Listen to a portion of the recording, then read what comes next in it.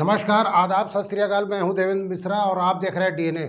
धमतरी के सबसे पसंदीदा न्यूज़ चैनल में हम रोज़ लेकर आते हैं शहर से जुड़ी और आप सबको प्रभावित करने वाले मुद्दे, करते हैं उनकी एनालिसिस और बताते हैं खबरों के पीछे छिपी सच्चाई को।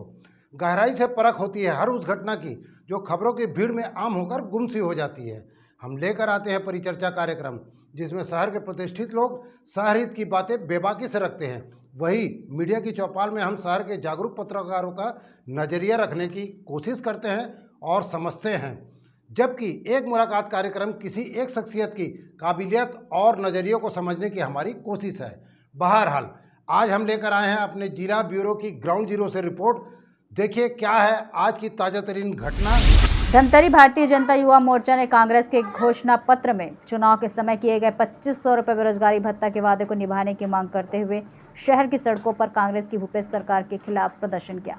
इस दौरान हाथ ठेला, रिक्शा, 3 चक्का ऑटो, ई रिक्शा एवं छोटा हाथी को सड़कों पर कार्यकर्ता चलाते नजर आए। राज्य सरकार को 2.5 वर्ष पूरे हो रहे हैं, जिसे लेकर भाजपा ने आंदोलन का शंखनाद कर राज्य सरकार को उसका वादा याद दिलाने प्रदर्शन किया। शहर के मकई चौक होते हुए गांधी मैदान तक यह प्रदर्शन हुआ, जिसमें युवा मोर्चा के सदस्यों द्वारा राज्य सरकार के खिलाफ जमकर भड़ास निकाली गई और बेरोजगारी भत्ते समेत अन्य मुद्दों पर राज्य सरकार के खिलाफ आवाज बुलंद की गई। साथ ही एसडीएम को ज्ञापन भी सौंपा गया। धमतरी विधायक रंजना साहू ने कहा कि कोई भी राज्य व राष्ट्र की पूंजी कुशल श्रम तथा मजबूत युवा शक्ति होते हैं, लेकिन प्रदेश की भूपेश बघेल के नेतृत्व की कांग्रेस सरकार अपने 2.5 वर्ष में सिर्फ धोखा ही धोखा किया है। बेरोजगारी से त्रस्त युवाओं का प्रतीक युवा मोर्चा के सदस्य आज सड़क पर अपनी भावनाओं की अभिव्यक्ति कर रहे हैं। वो दिन दूर नहीं जब जनता ऐसे झूठे फरेबी लोगों को सबक सिखाने के लिए कमर कसकर तैयार खड़ी है। वहीं युवा मोर्चा के जिला अध्यक्ष विजय मोटवानी ने कहा कि सैद्धांतिक रूप से कांग्रेस को अपनी घोषणाओं की हमेशा याद दिलाते हुए युवाओं के हक को बुलंद करने के लिए कभी भी हम भाजयुमो के कार्यकर्ता पीछे नहीं हटेंगे।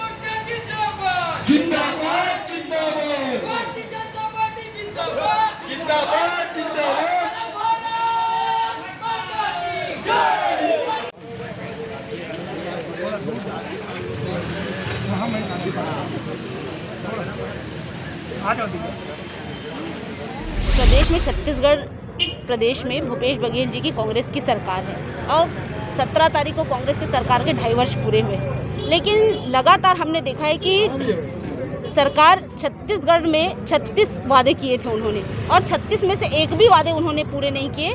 और चूंकि खासकर युवा वर्ग जो हमारी नई आने वाली पीढ़ी है, जो प्रदेश को संभालने वाली है, ऐसे वर्ग के साथ उन्होंने छलावा किया है। उनसे वादा किया था कि आपको बेरोजगारी भत्ता 2,500 रुपये दिया जाएगा, लेकिन आज 2.5 वर्ष हो गए हैं और 2.5 वर्ष का कार्यकाल का समय बहुत होता है सरकार के काम करने के लिए ये, लेकिन युवा वर्ग के साथ सरासर धोखा और अन्याय प्रदेश की सरकार ने किया है। 2,500 रुपये उन्हें जो बेरोजगारी भत्ता मिलना चाहिए वो भत्ता उन्हें नहीं मिल रहा है। साथ ही साथ उन्होंने कहा था 1 लाख युवाओं को सरकारी नौकरी दी जाएगी थी। कहाँ की सरकारी नौकरी है? युवा आज दर दर भटक रहे हैं। तो ये प्रदेश की सरकार का ये हाल है। कोई भी वर्ग उनसे खुश नहीं है। महिलाओं से जो वादा किया है, महिलाओं के साथ किए हुए वादे को सरकार ने पूरा नहीं किया है। किसान भाइयों के साथ जो वादे किए थे उन वादे को पूरा नहीं किया है। महिलाओं से कहा शराबबंदी, कहाँ की शराबबंदी है? घर पहुंच सेवा शराब मिल रही है।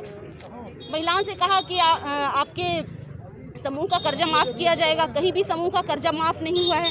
तो अब चूंकि 2.5 साल हो गई है सरकार को, अब प्रदेश की जनता पूछना चाहती है अपने मुख्यमंत्री को कि प्रश्न तो होगा भैया और जवाब तो आपको देना पड़ेगा। ये प्रदेश की जनता कहती है कि प्रश्न तो होगा और जवाब आपको देना पड़ेगा। साथ ही साथ चूँकि हम सब के लिए बहुत दुख की बात है कि पिछले ही समय 28 जून को धमतरी ग्राम तेलिन सत्ती के भाई हरदेव सिन्हा जी जो बेरोजगारी के शिकार थे और वो अपने प्रदेश के मुखिया को अपने दर्द अपनी पीड़ा बयां करना चाहते थे, लेकिन उन्हें मुख्यमंत्री जी से नहीं मिलने दिया गया और उन्हें वो क्षुब्ध होकर उन्हें जो दर्द वो पीड़ा वो तकलीफ को उन्होंने झेला और मुख्यमंत्री निवास के सामने उन्होंने आत्मदाह किया। तो शर्म आनी चाहिए ऐसे सरकार को कि अपनी जनता से वो नहीं मिलती और इसके कारण वो हमारा भाई हरदेव सिन्हा जिसे आज हम सब यहाँ पर युवा मोर्चा हमारे भाई श्रद्धांजलि भी अर्पित कर रहे हैं, ऐसा हमारा भाई जिन्होंने बेरोजगारी का शिकार होते हुए उन्होंने आत्मदाह किया है, तो सरकार को अब होश में आना चाहिए, सरकार को अब समझना चाहिए कि 2.5 साल का समय हो चुका है, अब उसकी उल्टी गिनती शुरू हो चुकी है। जो युवाओं के अधिकार से वंचित करने का प्रयास लगातार कांग्रेस की सरकार के द्वारा किया जाता है। इन्होंने घोषणा किया था कि हम बेरोजगारों को 2500 रुपये भत्ता देंगे, युवाओं को रोजगार देंगे। एक पवित्र गंगा जल में कसम खाई थी कि हम शराबबंदी करेंगे। मैं हमारे मुख्यमंत्री भूपेश बघेल का साधुवाद, धन्यवाद, आभार भी व्यक्त करूंगा कि कुछ युवाओं को उन्होंने रोजगार दिया है और घर घर दारू पहुंचाया है। उनका आभार व्यक्त करूंगा। कुछ लोगों को उन्होंने रोजगार दिया और घर घर दारू पहुंचाया। और आज भारतीय जनता युवा मोर्चा, देश का भविष्य अगर कोई है तो युवा है। आज युवा मोर्चा युवाओं के हित के लिए लड़ने के लिए आया है और उनके अधिकार है जो 30 माह का 2500 गुणित 30 75,000 रुपये उनको आज देना होगा। आज जो हमारे अर्जुनी ग्राम के सिन्हा जी हैं, जो कुछ दिन पहले 21 जुलाई 2020 को अग्नि स्नान करके जिनकी हत्या हो गई थी, उनको भी आज दिनांत तक न्याय नहीं मिला है। वह बेरोजगार थे, वह परेशान हो गए थे। राज्य सरकार ने कहा था हम रोजगार देंगे 1 लाख युवाओं को। कहाँ गया 1 लाख युवाओं को रोजगार? मैं पूछना चाहता हूँ सरकार से। उन्होंने 36 बिंदुओं की घोषणा की थी, आज दिनांत तक बड़े दुर्भाग्य के साथ कहना पड़ रहा है एक भी घोषणा पूरा नहीं हुआ। ये भारतीय जनता युवा मोर्चा के जिला अध्यक्ष व कार्यकर्ता और युवा हमारे धमतरी जिला के धमतरी विधानसभा के माननीय विधायिका महोदय, संयुक्त तौर पर एक ज्ञापन प्रस्तुत किया गया है महामहिम राज्यपाल महोदय के नाम पर, जिसमें मुख्यतः वर्तमान सरकार के द्वारा 2.5 वर्ष बीत जाने पर भी कतिपय कुछ घोषणाओं की पूरा नहीं होने के संबंध में उल्लेख है। चूँकि यह पत्र महामहिम राज्यपाल जी को एड्रेस किया गया है और ये जिला कलेक्टर कार्यालय के माध्यम से वहाँ पहुँचाई जाती है, तो उचित माध्यम के द्वारा उनके ज्ञापन पहुँचा दी जाएगी। तो ये था शहर में घटने वाली खबरों का लेखा जोखा। हम लेकर आते रहेंगे अलहदा तरीके से हर उस घटना को और एनालिसिस करते रहेंगे खबरों को। आप बने रहिए हमारे साथ डीएनए न्यूज़ पर। विदा लेने से पहले हम इतना ही कहना चाहेंगे कि आप सभी के सहयोग, समर्थन और सलाह से डीएनए धमतरी का सबसे विश्वसनीय और लोकप्रिय चैनल बन चुका है। हमें उम्मीद है कि हमारा विश्वास हमेशा बना रहेगा, क्योंकि ये आपका अपना चैनल है। जाते जाते हम ये बात जरूर कहना चाहेंगे कि कोरोना का खतरा अभी टला नहीं है, इसलिए आप सतर्क रहें, बचाव के उपायों को आत्मसात करते रहें, मास्क, सोशल डिस्टेंसिंग और सैनिटाइजर का उपयोग करते रहें।